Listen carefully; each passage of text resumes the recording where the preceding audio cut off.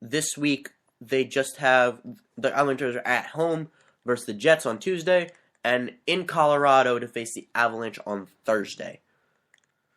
Now, as for the homer statement of the week, I would give it to you, Snowball, but the Giants, as you put it, scored less than the Cowboys. You're going to give it to the Steelers? I am absolutely going to give it to the Pittsburgh Steelers. This is Jersey Boys Sports Talk. Jersey. And New Jersey. Not Pennsylvania. Jersey. Oh, you sound a little bit like Allen Iverson right now. But in fact, I am a Jersey boy. I am just loyal to the city of Pittsburgh. Shout out to the 412. The Pittsburgh Steelers, everyone doubted them coming into this game against the Texans, including Snowball. He picked the Texans. The Steelers not only won 30-23. That was not the story in this game. It probably would have been a blowout if it wasn't for Todd Haley and his stupid offense. But the real story from this game, in 2 minutes and 54 seconds, the Steelers scored 24 points. They were losing 13-0. It was about the last 4 minutes of the first half. Sean Sweezum knocked down a field goal. Sean Sweezum kicked off, and then Danielle Manning muffed the kickoff at the 2-yard line. That was then recovered, I believe, by Ross Ventrone, stud special teamer, a.k.a. Rusty Benson. That led to that actually led to a 35-yard. It was recovered a little bit further out. That led out to a Martavis Bryant touchdown from Ben Roethlisberger, 35 yards. Then Arian Foster fumbled deep in the Texans' territory. That was recovered by the Steelers. Antonio Brown actually threw a pass to Lance Moore. That play was happening. They pitched to Antonio Brown, and I was cursing Todd Haley's name. I was freaking out. What are you doing? Antonio Brown throws the ball to Lance Moore. That was great. 17-13 the Steelers. And then Brett Kiesel tips the first pass on that drive for the Texans. It bounces off Lawrence Timmons' helmet. Brett Kiesel catches it, returns it 10 yards, and that leads to a Le'Veon Bell touchdown from Ben Roethlisberger.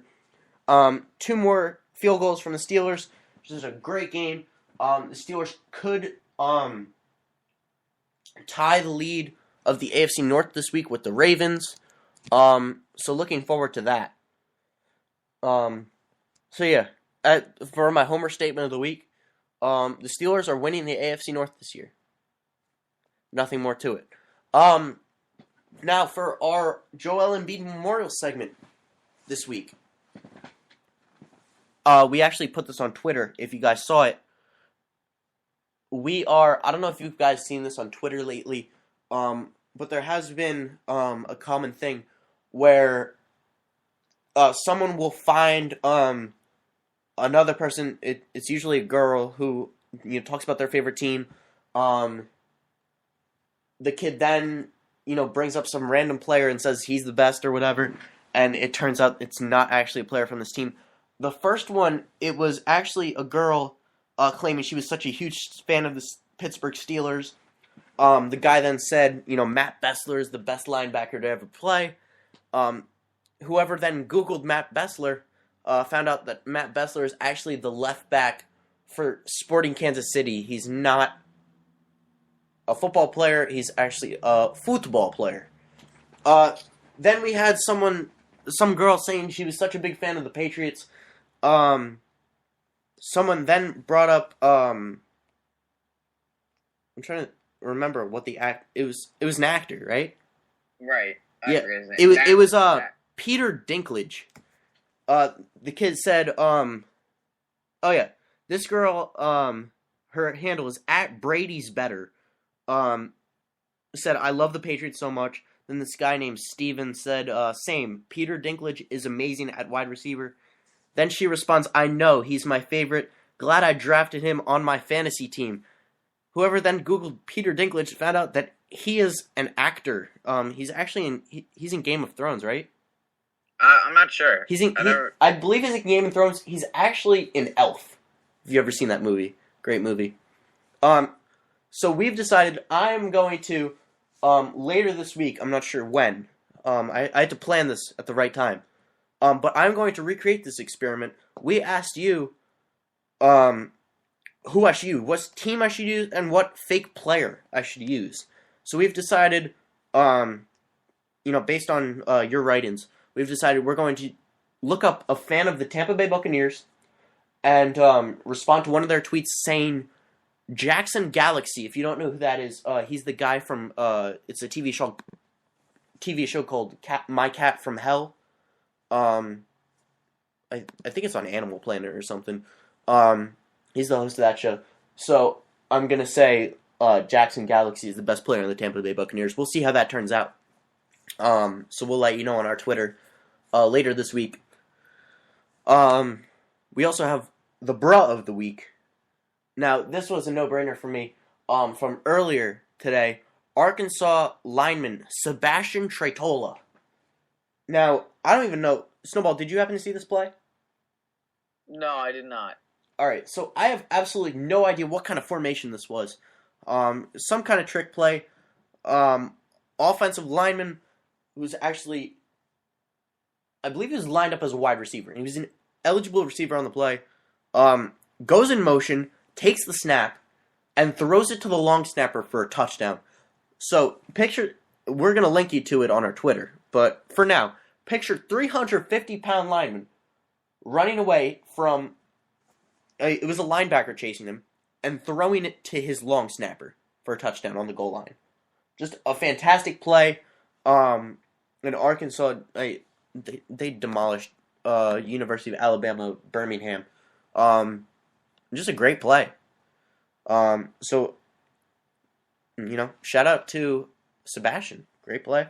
Great win for Arkansas. So Snowball, I'm going to hand this off to you for the snowball effect.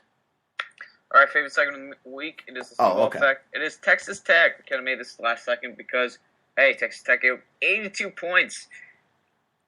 Yikes. I mean, there's really not much else to say about that. I mean, they got destroyed today, and TCU was not going to, what's the word I'm looking for? Let up? Yeah, let up. It came out of my head. Let up. So, Texas Tech, 82 points. You're going to go on the snowball effect if you go 82 points in a football game. So, Texas Tech, you're on it. Do you want me to do bang bang? That was actually the perfect transition into, we're going to do bang bang, who's hot, who's not. But this week we're going to start off with who's not. Okay. Just for you running up the score, who's not hot is Lawrenceville Pee Wee football. Oh wait, I did hear about this. Yeah, go ahead. Yeah, I don't know the name of the league, but basically a league of 8-year-old football players. They have a mercy rule of 33 points. Oddly enough, I don't know what the reasoning behind this is, but once a team goes up by 33 points, they don't stop the game, but the team isn't allowed to score anymore. So this team, I think that's I would stop the game. I used to play Little League, and we actually played this team. I was just on a rec team. We played against like this middle school team, and there was a mercy rule. Like you went up by 7 runs and the game was over. That was just how it was. In this league, and it's 8-year-olds too. So you don't stop the game. You just keep playing, but you're not allowed to score. So anyway, Lawrenceville. I actually have to find the kid's name, give him a shout out. But basically, the team's winning by 30. They're winning 32-0, and I want to find his name. But this kid, he gets a pick six. He intercepts the ball and he's taking it all the way for a touchdown. He's never scored a touchdown in his Pee Wee career. Oh, Elijah Burrell. He gets the interception. It's on like the 30-yard line. Like, he's going to take it to the house. There's no way this team's catching him. But that put them up 39-0, therefore breaking the mercy rule. And that instigated a 1-week suspension on their coach and also triggered a $500 fine for the team that was split up among the parents, and it came out to about $17 a kid. I think this is ridiculous. Especially, like, you're just supposed to tell a kid to stop and not to score, in Pee Wee. Just end the game at that point. Agree, disagree, Snowball? End the game. I mean, it's pointless. And they also talked to one mom and said, his mom, first of all, they interviewed, and, she was saying how ridiculous it was. And you expect my kid just to stop playing and, get down? Or what is he supposed to do, just let the ball go? They actually interviewed another mom and said, the kids are told about this, the rule. But you can't really expect an 8-year-old to just stop what he's doing, look at the scoreboard, realize that they're up by 32 and not score. So just real ridiculous by this league. So Lawrenceville, Pee Wee football, you're not hot this week. So, Snowball, you can tell us who is hot, though. Who is hot is Marshall. Marshall's been on fire this whole year. One of the few undefeated teams. I think it's 4 left. No. Yes, 4. One of 4 undefeated teams left. It's a long shot, but they, if they win the rest of their games, we might see them in the playoffs. Maybe.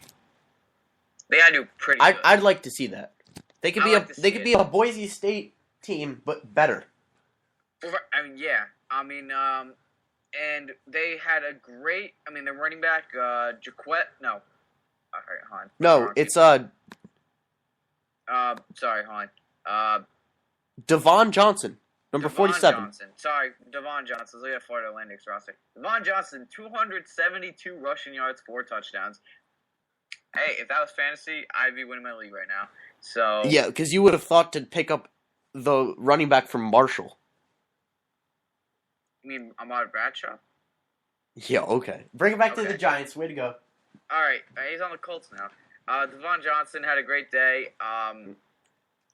And Rakeem Gata only had a touchdown pass, but with Devon, 4 touchdowns, 272 rushing yards. That's a great day. Undefeated team has a good shot to stay undefeated for the rest of the year. They play Southern Miss, which is where Brett Favre went. And Austin Davis. Rice, who, I don't know, anybody went there. UAB and Western Kentucky. So, if they win the rest of their games and the CUSA championship, you got a pretty good shot. I don't think they'll make the playoff, but they do have a shot at a nice bowl. And and Marshall can appreciate that. Marshall's been pretty bad. I don't know if any of you have seen We Are Marshall, but they've been devastated since the 70s. So, it's a great story. So hopefully the winning streak will continue. That's going to pretty much do it for us. We're just going to update you on a couple of scores. Ole Miss LSU is now 4 minutes into the third quarter. Still same score, 7-3 Ole Miss. Alabama, Tennessee went to halftime. Alabama's up 27-10. I don't know what that is. That's me. That's it telling me that South Carolina Auburn is tied 21 all. 5 minutes into the third quarter. Ohio State now scored again. They're up 17-0 on Penn State. With about 4 minutes left in the first half. Arizona is just closing out their game against Washington State. It's 59-30 at the moment with a minute left in the fourth quarter. Clemson tied it up against Syracuse. It's 6-6 with 6 minutes remaining in the third quarter. Arizona State, Washington, and USC Utah has not started yet. And then we just have the hockey games going on. We'll update you on that. Canadiens are up 3-1 on the Rangers. Devils are up 2-1 on the Senators. And the Islanders actually scored 2 more goals since we last talked about them. Visnovsky and Nielsen scored. So now it's 6-4 Islanders with 5 minutes left in the third period. So yeah, we'll get you that score next time. Did you know Marshall's in West Virginia? Yeah, I'm actually looking at. I thought it was in Ohio. I don't know why.